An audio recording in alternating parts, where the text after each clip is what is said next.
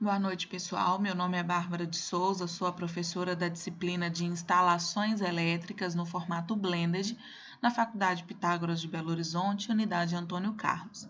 Estou gravando esse vídeo devido à suspensão das nossas atividades presenciais durante essa semana, e aí, para evitarmos maiores impactos para vocês alunos e para nós professores, nós estamos gravando essas videoaulas que ficarão disponibilizadas para vocês aí no AVA. Tá? Especificamente, hoje eu vou falar sobre o levantamento de demanda do projeto elétrico. Então, as primeiras informações de como fazer esse projeto elétrico, os primeiros cálculos a serem realizados, e eu gostaria que vocês já iniciassem o projeto também de vocês. Tudo que for falado aqui, tudo que a gente fizer aqui, vocês poderão fazer depois no projeto de vocês também. Então, o primeiro passo, definam qual vai ser a planta baixa que vocês irão utilizar. Eu coloquei no AVA 3 modelos de planta baixa que vocês podem utilizar como exemplo. Mas, caso vocês queiram usar outra planta baixa, que não aquelas que eu coloquei, fiquem à vontade. Você precisa escolher uma planta apenas e todo o projeto ele vai ser baseado nessa planta que você escolheu, ok? O que a gente precisa basicamente são todas as medidas dos ambientes e o tipo de ambiente. Então, é necessário saber se aquele ambiente ali da planta baixa refere-se a um quarto, refere-se a uma cozinha, porque isso vai fazer diferença na hora de fazermos o cálculo de levantamento de demanda, certo? Então, para a gente começar, primeiro é necessário que a gente tenha aí alguns símbolos para representar os elementos dentro de um projeto elétrico. Apesar da norma da ABNT 5444 já ter sido cancelada, muitas das simbologias que eram apresentadas nessa norma ainda são utilizadas, ainda são usuais. E por isso eu coloquei então essa informação aqui.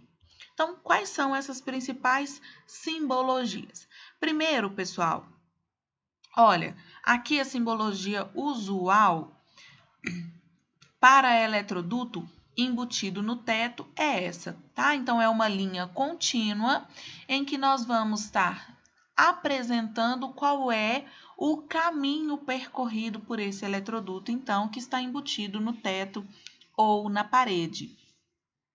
Se o eletroduto ele for embutido no piso ou se ele estiver em uma canaleta, a simbologia que nós utilizamos então é essa linha aqui pontilhada, certo? Bom, passando agora para os condutores. Então, essa linha contínua seria o nosso eletroduto e aqui essa simbologia que é apenas um traço que ultrapassa o eletroduto, tá vendo? Então, ele ultrapassa todo o eletroduto. Esse tracinho aqui, ele é usado para representar o condutor fase. Para representar o condutor neutro, normalmente nós temos essa simbologia aqui. Se difere da fase por causa desse tracinho aqui em cima. Então, ele tem um tracinho e outro que ultrapassa aqui o nosso eletroduto. Esse seria o condutor neutro. O condutor retorno existe entre o interruptor e a lâmpada, tá? Então, esse retorno, ele é identificado, então, por um pequeno traço que não ultrapassa o eletroduto. Então, aqui, olha, este é o símbolo do retorno, tá vendo que ele não ultrapassa o eletroduto. Então, é importante ter essas observações, porque se ele ultrapassar, fica parecendo que é fase, então acaba confundindo. E o condutor de proteção, que é o terra, tem essas duas simbologias. Essa aqui é a mais usual, essa da antiga norma, em que nós temos um formato de T para indicação aqui, então, do condutor de proteção ou condutor terra, ok? Bom, quanto a interruptores, nós temos aqui, usualmente, usando o S, uma letra S, e esse númerozinho aqui, que é o número 1, ele indica que é o interruptor de uma seção. O que é isso? é aquele interruptor que ele tem apenas uma chave de acionamento, certo? Então, ele é de uma seção apenas. Se o interruptor ele for de 2 seções, é naquela caixa quando você tem 2 interruptores, você tem 2 seções, duas chaves, vamos assim dizer, que pode estar acionando ali diferentes lâmpadas, ok? Então, identificamos por S2. E podemos ter também interruptores de 3 seções, identificados aqui como S3, tá? Então, esse S, ele vem do termo chave em inglês. Podemos ter também interruptores do tipo three-way, são interruptores muito usuais em ambientes como escadas, ambientes em que você tem dois acessos. Então, você tem, por exemplo, a sala. Você tem uma entrada da sala, uma porta principal e uma saída para uma cozinha, por exemplo. Então, você tem 2 interruptores que acionam a mesma lâmpada. Muito usual também em quartos, porque eles nos trazem um certo conforto em que você tem um interruptor próximo à porta e o interruptor do lado da cama. Então, acionando a mesma lâmpada. Isso é muito usual, certo? Então, no caso do three-way, a gente tem o S, um símbolo aqui do 3 e o W ao lado, para indicar que é um interruptor three-way, certo? E se for o four-way, interruptor four-way, ou também conhecido como interruptor intermediário, nós temos aqui o S, o 4 e o W. Então, o 4W para indicar que é o four-way, certo? Falta aí para a gente, principalmente agora, as tomadas, né? Então, nós temos 3 simbologias aí muito usuais para tomada. Nós temos a tomada baixa, que é uma setinha sem estar colorida o seu interior. Nós temos a tomada média, que ela está a mais ou menos 1,3 m do piso acabado. E essa tomada média, ela tem a metade da sua simbologia colorida. E nós temos a tomada alta, tá? A tomada alta, ela é indicada ali por uma simbologia que é toda a setinha colorida, ok? Então, são basicamente esses 3 tipos de tomadas aqui, que não estão identificando aqui. A tomada alta não está presente aqui, mas a gente é usual usar essa simbologia aqui para a tomada alta. O que é isso, pessoal? Existem tomadas que estão bem abaixo, estão próximas do piso acabado. Então, estão a 30 centímetros do piso, então ela é uma tomada baixa. Existem tomadas, por exemplo, aquelas próximas acima de bancadas na cozinha ou em áreas de lavanderia. Sempre que se tem bancadas, é comum termos aí tomadas à altura média. Então, em torno de 1,3 m do piso acabado.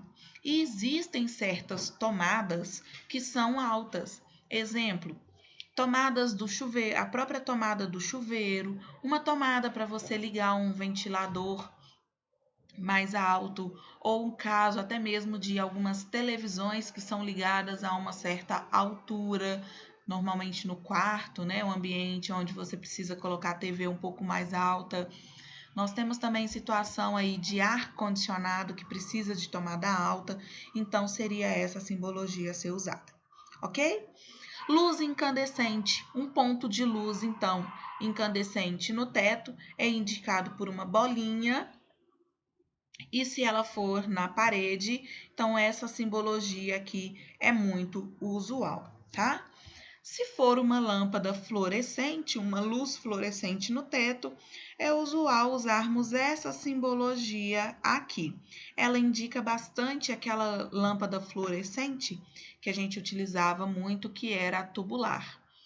Não existe aqui, como vocês podem perceber, nenhuma simbologia específica para lâmpadas de LED, nem mesmo para lâmpadas fluorescentes compactas. Tá? Então, isso fica a critério aí de você, já que não temos nenhuma norma de simbologia atual, fica a critério de vocês utilizar uma simbologia diferenciada caso seja necessário, ok? Bom, então o projeto ele precisa ter todos esses itens aqui. A localização dos pontos de utilização de energia elétrica, toda a parte de comando, o trajeto dos condutores através dos eletrodutos, como é feita a divisão dos circuitos, qual a seção dos condutores que serão utilizados e qual a carga de cada circuito, entre outras informações. Então, a gente vai começar fazendo um levantamento de carga, um levantamento de demanda. Cada aparelho, ele consome uma determinada carga específica, seja em watts ou em VA. E essa carga que o equipamento consome, a gente precisa conhecer na hora de fazer esse levantamento de demanda. Então, um bom exemplo seria aí a utilização do chuveiro. O chuveiro comum, hoje em dia, um chuveiro mais simples, ele tem uma potência de 5.500 watts. Então, esse valor de 5.500 watts é importante que a gente conheça, certo? Se a gente não tiver essa informação de qual é o equipamento a ser utilizado, né?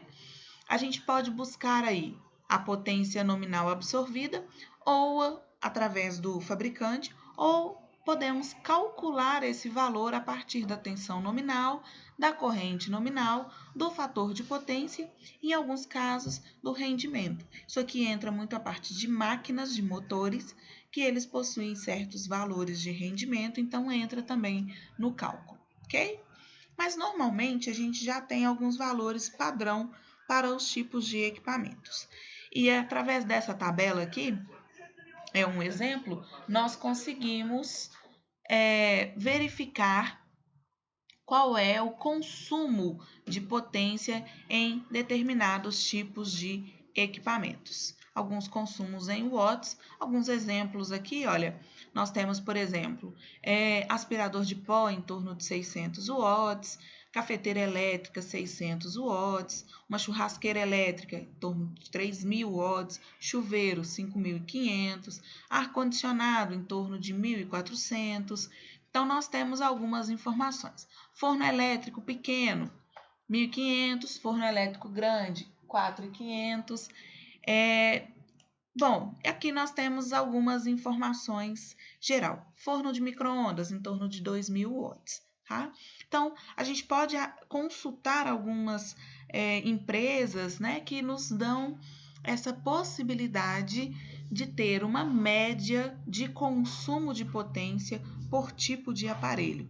Então, isso é útil aí quando não conhecemos efetivamente qual é a potência daquele equipamento que a gente está fazendo o cálculo de demanda para uma determinada instalação.